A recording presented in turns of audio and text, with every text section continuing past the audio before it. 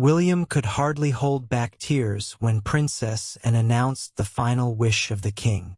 We are very honored to welcome you back to the channel where little-known stories about the British royal family are revealed in a profound and refined manner. Here we not only share historical events but also explore aspects rarely mentioned, from the power dynamics behind the scenes to the inner struggles that have contributed to shaping the monarchy as we see it today. In today's episode, we present a special revelation. A summit held in secrecy, exchanges behind the closed doors of the royal family, and an unexpected twist that could forever alter the future of the British monarchy. Join us as we step through the gates of Balmoral Castle, the iconic retreat of the royal family, to listen to the whispered stories between ancient walls where history is not only written but also decided. Typically, the meetings at Balmoral of the royal family revolve around familiar topics: tradition, duty, and foundational financial matters. However, this year's summit took everything in an entirely different direction, unveiling a stunning truth with the potential to fundamentally change the long-standing structure of the British monarchy.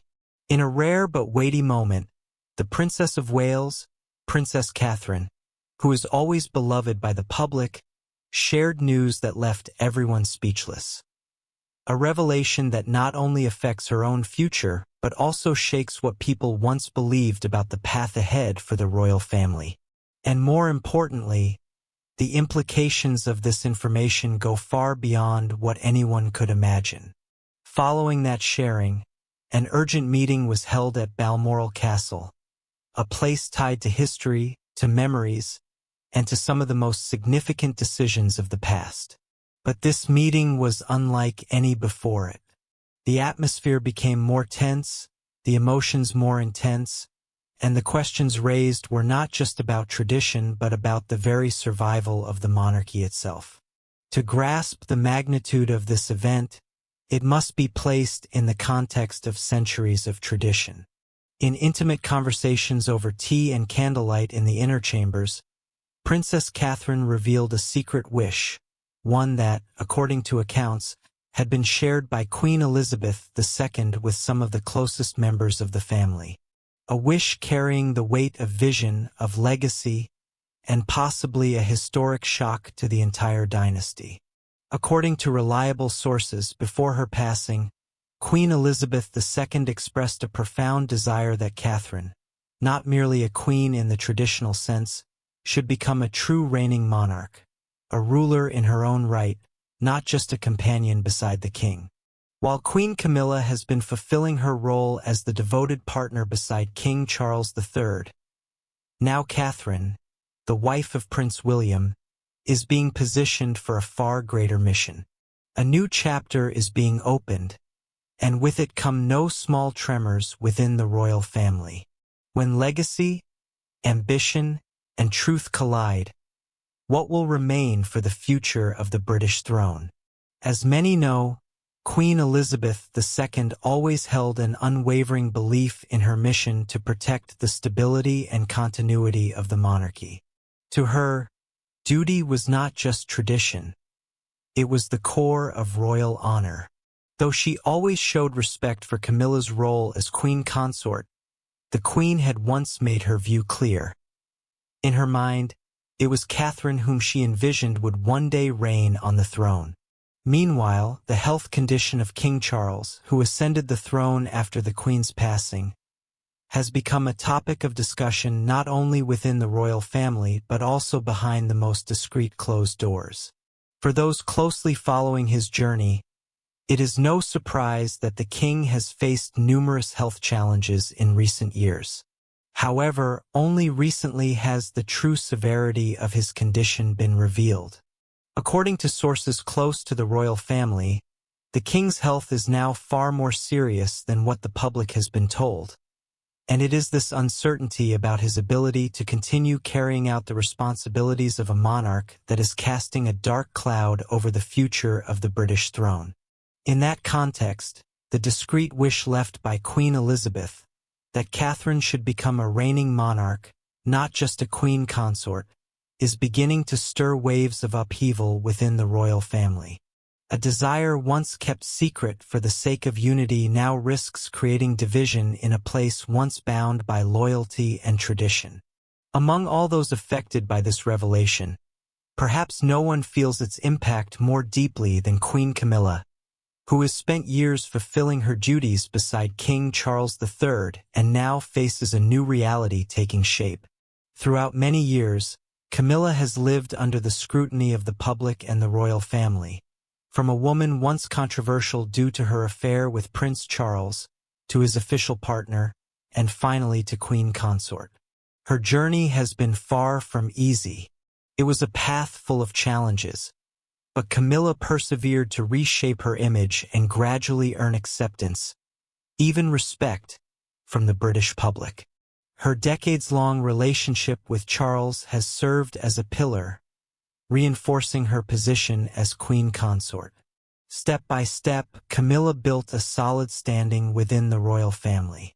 However, the news that Princess Catherine, always beloved by the public, might one day not only be a queen consort but become a reigning queen in her own right has left a significant question mark in Camilla's heart. The role of queen consort, a position once thought settled and beyond dispute, has now become uncertain, and that very ambiguity has quietly created a distance between these two strong women, each carrying her own story, vision, and place within the dynasty. Princess Catherine, widely known for her grace, intelligence, and steadfast resilience, is now stepping into a role that may far exceed initial expectations. Not just a queen beside the king, but potentially a true reigning queen on her own terms and vision. A future is gradually taking shape and shaking the balances that have been maintained for years. Hi everyone. Recently King Charles captured the attention of the entire United Kingdom when he was urgently admitted to the hospital, an unexpected event that forced him to cancel a series of important pre-scheduled engagements.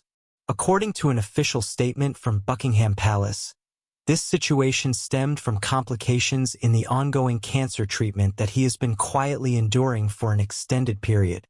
Just one day later, he reappeared in public, marking his first outing since this concerning health scare. Currently, the king is stepping away from public duties to rest and recuperate at a peaceful location over the weekend. Behind this decision lies a greater goal, ensuring he is fit enough to undertake a symbolic state visit to Italy, slated to occur in just 2 weeks. This surprising news not only sparked widespread interest but also served as a stark reminder of a reality often overlooked.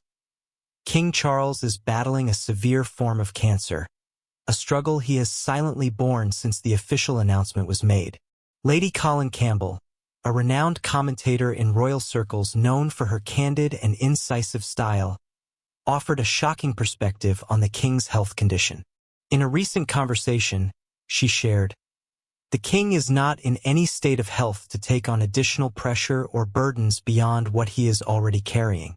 His cancer is incurable, or to put it more delicately for public consumption, it has not yet been cured, and there is little prospect that it will be cured in the near or distant future. This means he must live with continuous treatment, and one of the key principles when dealing with cancer is to avoid excessive stress." Lady Campbell's remarks not only underscore the gravity of his illness, but also raise significant questions about the king's ability to continue fulfilling his role amid increasingly fragile health.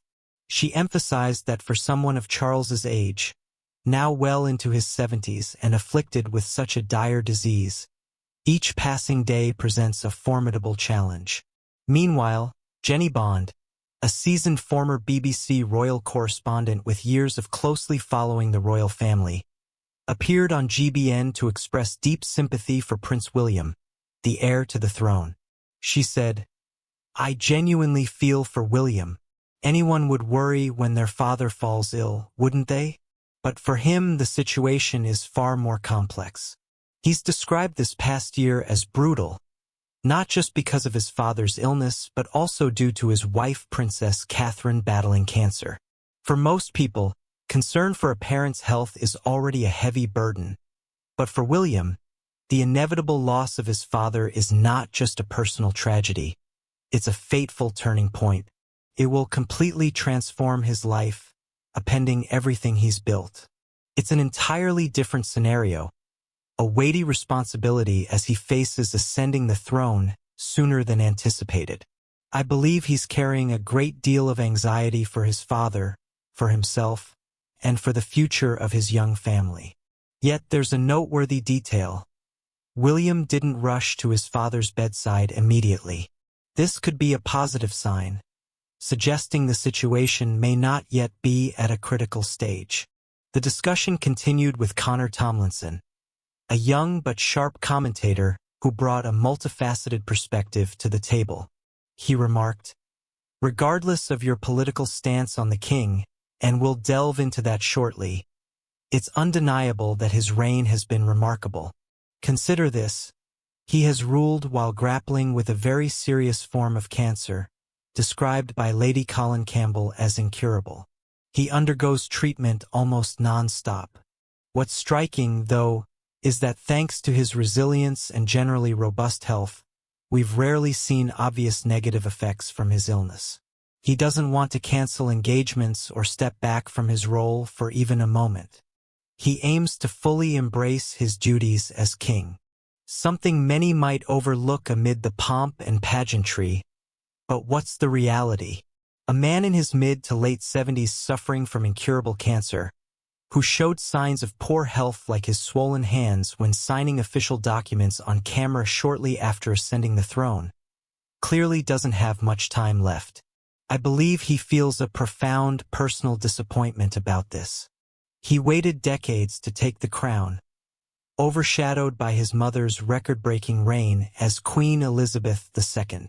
Now, when it's finally his turn, he faces the harsh limits of time and health. Connor went on to express empathy. I truly feel for his family. Though I don't share much of the king's political worldview, that doesn't stop me from recognizing the pain of those closest to him. His children, despite their well-known feuds like the one between Meghan, Harry, and William and Kate, will undoubtedly be devastated to lose their father. His grandchildren, the young Wales children, will lose their grandfather.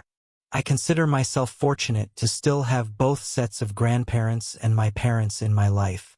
I know firsthand how devastating it would be to lose a loved one. I'd be shattered if one of my grandfathers passed away.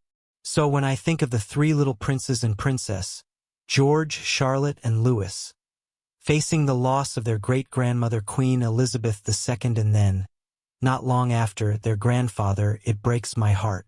It will be a tremendous shock, a pain hard to heal for children too young to fully grasp the weight of such loss.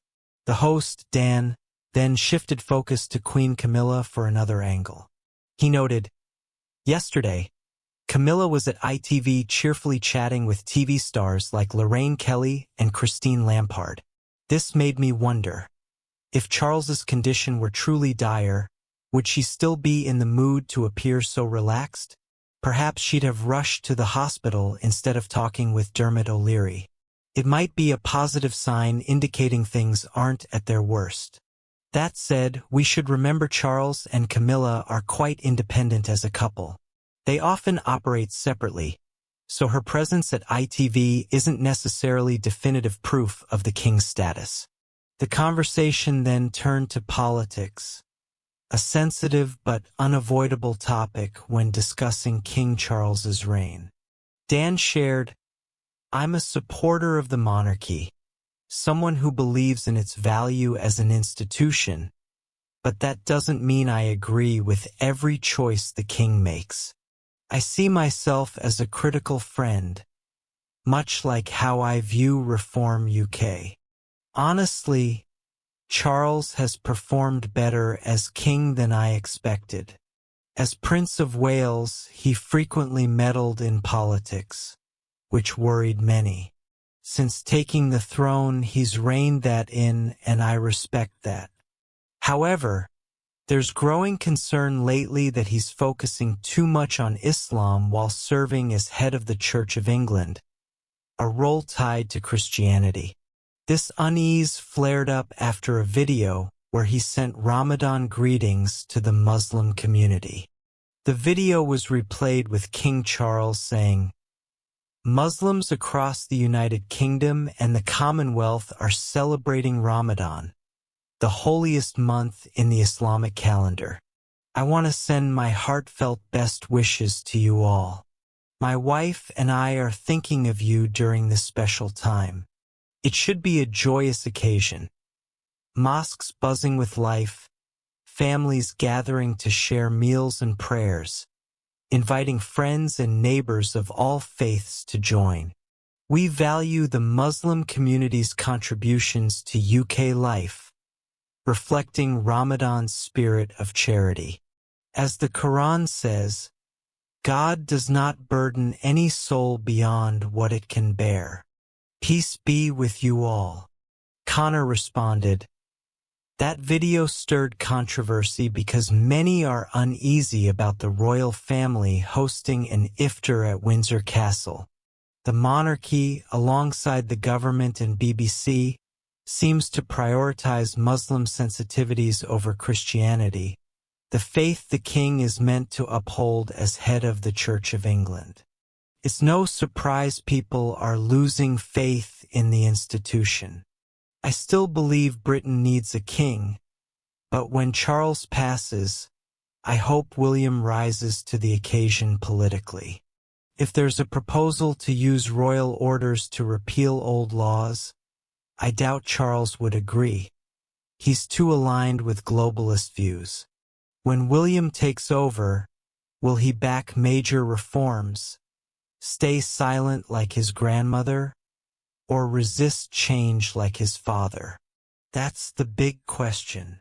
Finally, royal expert Angela Levin joined in. She said, "I'm worried about the king's health, but I must say he's wonderful to the Jewish community, supporting the chief rabbi and making them feel welcome. I don't mind his closeness to Muslims. I believe he's Christian at heart. On this hospitalization, though they call it minor, I suspect it's more serious. He never likes canceling plans. He's worked tirelessly despite his illness, and I hope Camilla helps him rest." Camilla help.